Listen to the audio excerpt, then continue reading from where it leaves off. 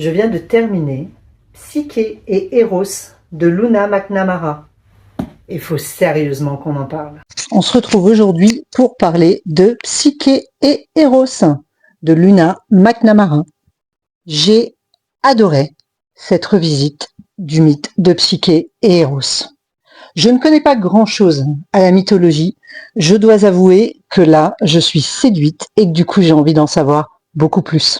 J'ai aimé de nombreuses choses dans ce roman. Alors, je vais essayer de vous en faire une petite synthèse. J'ai tout d'abord aimé Eros et son humanisation. En effet, il ne connaît rien à l'être humain, il ne connaît rien aux êtres humains en général. Au contact de Psyché, il va découvrir la complexité, mais aussi la valeur des êtres humains. Second point que j'ai beaucoup aimé, c'est ce moment où Psyché descend aux enfers. Elle le fait pour Eros, elle le fait sans contrainte, elle le fait sans arrière-pensée, elle le fait sans peur.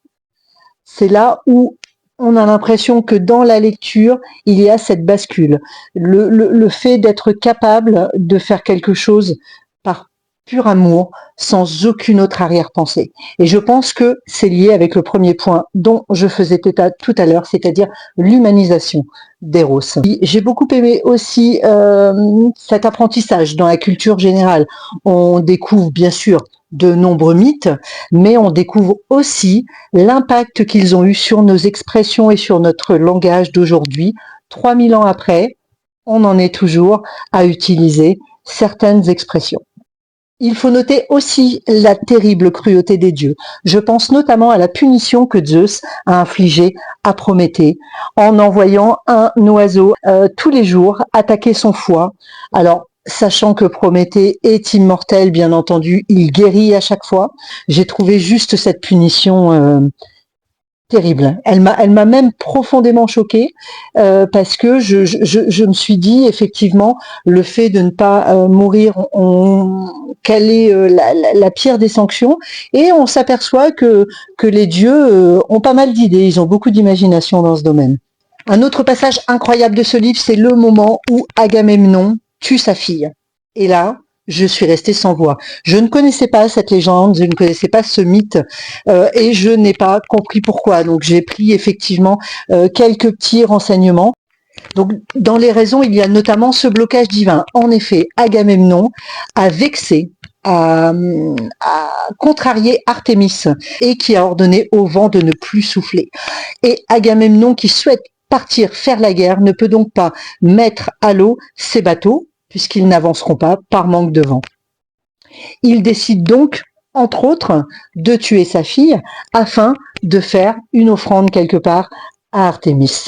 Et puis Agamemnon a peur de perdre son pouvoir.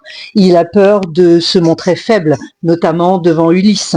Du coup, il se dit que en tuant sa fille, il montrera à quel point le pouvoir est pour lui plus important que la famille et que notamment son enfant. Donc voilà, ce passage est encore quelque chose qui m'a profondément marqué et j'en suis ravie parce que j'ai appris quelque chose, j'ai trouvé ça extrêmement intéressant et en plus ça amène à se questionner. Un troisième passage qui m'a profondément marqué également, c'est justement à la suite de la mort d'Iphigénie tuée par son père Agamemnon, c'est la réaction de Psyché. Psyché est la cousine d'Iphigénie et elles sont amies, elles sont confidentes, elles s'aiment éperdument.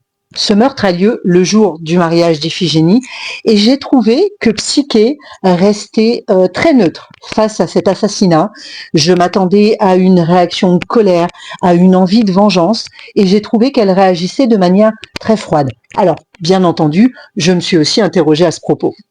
C'est quelque part la perte de l'innocence de Psyché. Elle se rend compte qu'au final, les monstres ne sont pas que, par exemple, aux enfers, et que les dieux ne sont pas les seuls à pouvoir commettre des actes absolument immondes. Elle se rend compte que l'être humain, que tout à l'heure on qualifiait de complexe et de valeureux, n'est pas que ça. Il est capable aussi, par peur de perdre son pouvoir, par peur de perdre ce qu'il possède, il est capable aussi du pire. Et une fois encore, ça se vérifie.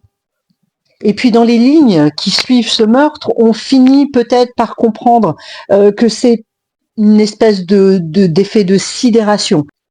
Peut-être qu'aussi ça ramène Psyché à sa propre condition. Peut-être qu'elle se rend compte que ça aurait pu aussi lui arriver à elle, puisqu'un peu plus tard, la réaction qui s'est tant fait attendre arrive.